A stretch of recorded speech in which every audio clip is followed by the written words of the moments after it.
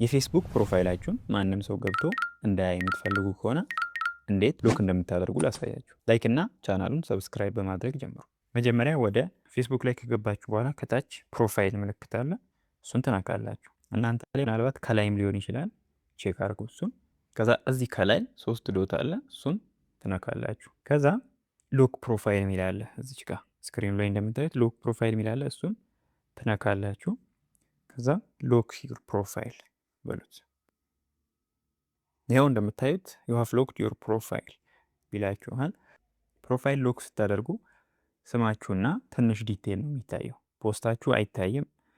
ፕሮፋይል ፒክቸራችሁ ክሊክ ሲባል አይታይም። እነዚህን ማየት የሚችሉት ፍሬንዶች ብቻ ናቸው።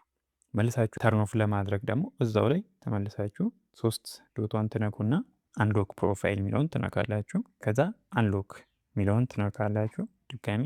ይኸው ዩ ሃቭ አንሎክድ ዮር ፕሮፋይል ይለኛል ማለት ነው። ስለዚህ ይህን መንገድ በመጠቀም ፕሮፋይላችሁን መቆለፍም መክፈትም ትችላላችሁ ማለት ነው።